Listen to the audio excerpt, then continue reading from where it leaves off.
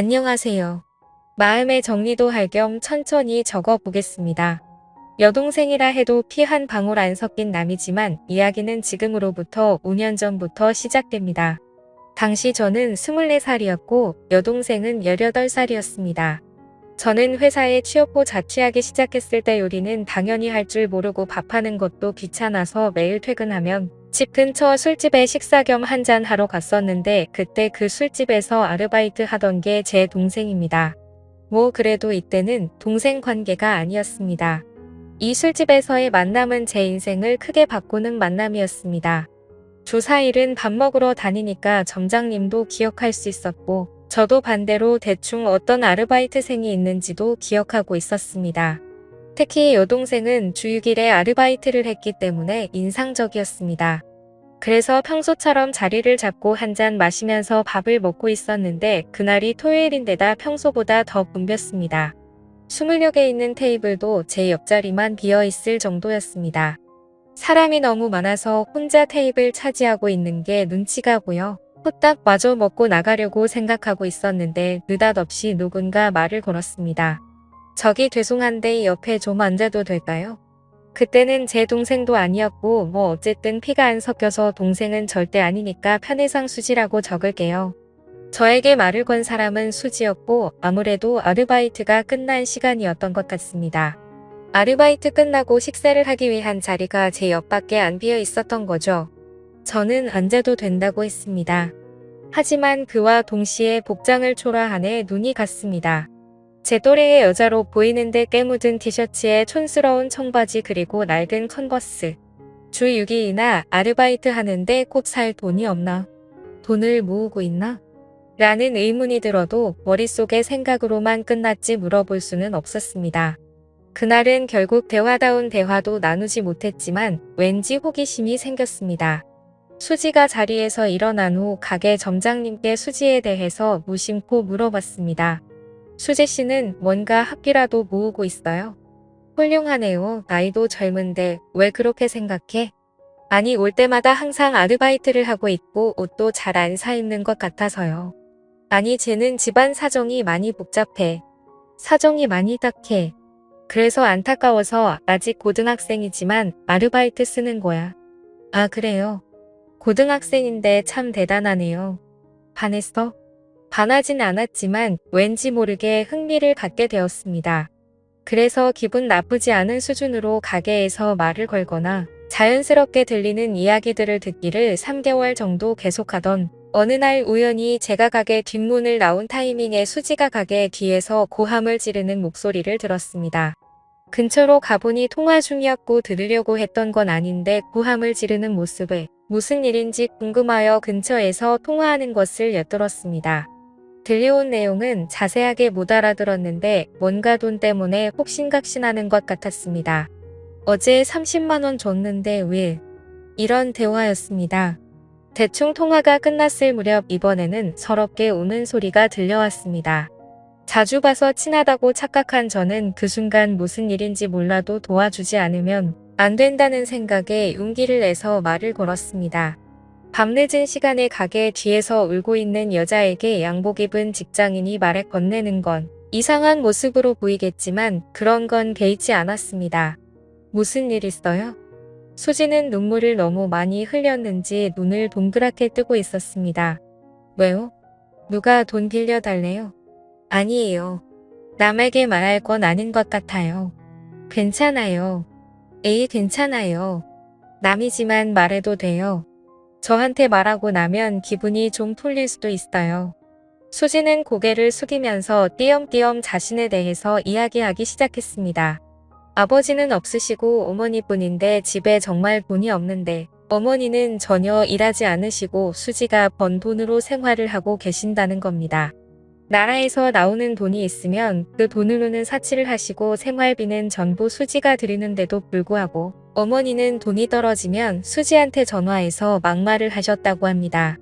그래서 정말 못 사는 동네에서 겨우겨우 살고 있는데 최근엔 전기세랑 가스세도 못 내고 있어서 힘들어서 울었다고 하더라고요. 얘기를 들으면서 저도 모르게 눈물이 났습니다. 저는 얘기를 다 듣고 제 지갑에 있는 돈을 모두 꺼내 수지한테 줬습니다. 수지는 절대 못 받는다고 했는데 저는 그냥 막무가내로 줬습니다. 언제든지 괜찮으니까 갚을 수 있을 때 돌려달라고 했습니다. 그래도 수지는 계속해서 거절을 했습니다. 괜찮으니까 받아요. 나중에 못 갚더라도 상관없으니까 받아도 돼요. 돈 안 갚는다고 겁주는 그런 사람 아닙니다. 이 말을 듣고 되게 고마워하며 제가 준 돈을 받았습니다. 그 후 수지를 집에 데려다주고 연락처를 교환했습니다. 수진의 집은 정말 비바람만 겨우 막을 수 있을 것 같은 아주 오래된 주택이었습니다. 그걸 보고 저는 울컥하는 기분이 들었습니다. 돈은 2주 뒤에 돌려줬습니다. 저는 무슨 일이 있을 때마다 수지를 신경 썼습니다. 아르바이트만 하니까 공부가 소홀해진 건 아닌지 그런 생각이 들어서 가르쳐주거나 집에 안 쓰는 물건 같은 것도 주고 했습니다.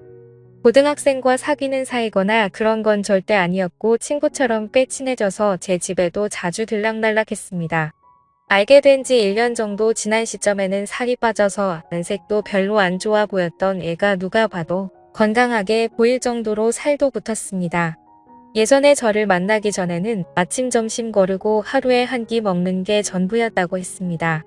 상상만 해도 또 눈물이 나네요. 그래서 저는 제 집에 놀러 올 때면 먹고 싶은 거 항상 사주고 아르바이트 끝나면 배가 찢어지게 먹을 수 있도록 해줬습니다. 그러다 수지가 고등학교 졸업이 얼마 안 남을 무렵에 한밤중에 저에게 전화를 했습니다. 상당히 동요하는 목소리였고 숨을 제대로 못 쉬는 것 같았습니다.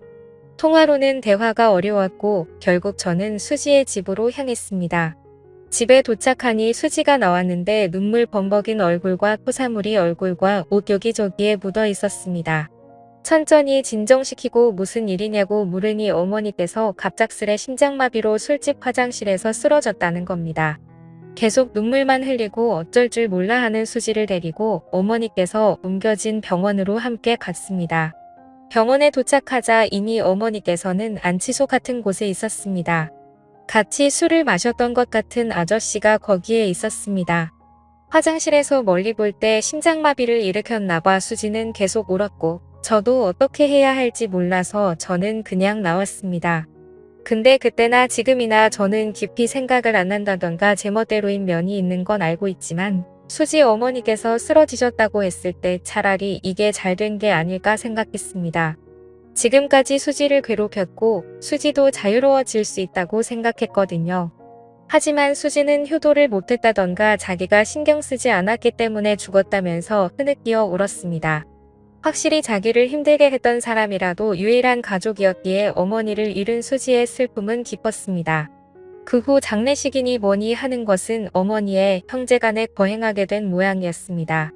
그 장례식에서 앞으로 수지는 어떻게 해야 할지에 대해서 형제들끼리 대화를 나눈 것 같은데 일단 미성년자이니까 누군가가 수지의 양치권자가 되어야 하는데 아무도 맡으려고 하지 않았습니다. 다들 모르는 척 곤란한 척하기 바빴습니다. 정말 가족이란 게 뭘까 하고 속상했습니다. 고등학교를 졸업하면 취직해서 독립할 거고 미용사가 되고 싶다고 딱 한 번 말한 적이 있었는데 하고 싶은 것을 할 수 있는 환경에서 꿈을 이뤘으면 좋겠다는 제 바람과는 달리 잘 안 될 것 같아 보여서 슬펐습니다. 결국 마지막에 수지의 이모가 돌보게 됐는데 저는 아무래도 납득이 가지 않아서 한 가지 생각을 하게 되었습니다. 여자친구도 아니고 미성년이고 주위의 시선들도 신경 쓰였지만 그래도 저는 수지가 행복하길 바랬습니다. 제가 행복하게 해준다거나 그럴 자신도 없었지만 제 입이 먼저 움직였습니다.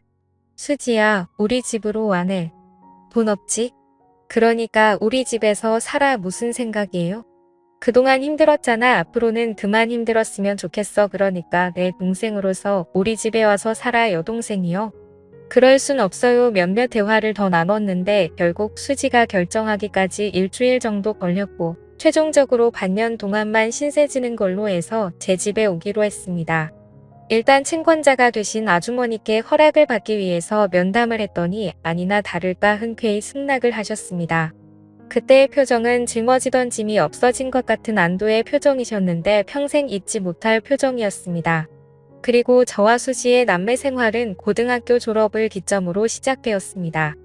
같이 살기 시작했을 때 뒤늦게 제 부모님께도 말씀을 드렸는데 특히 아버지께서 너는 훌륭한 남자야 라며 상당히 응원해 주셨기 때문에 큰 걱정 없이 수지를 돌볼 수 있었습니다. 졸업 후 바로 취업하려던 수지는 제가 극구 반대를 해서 1년 재수 후에 미용 전문학교에 입학을 했습니다.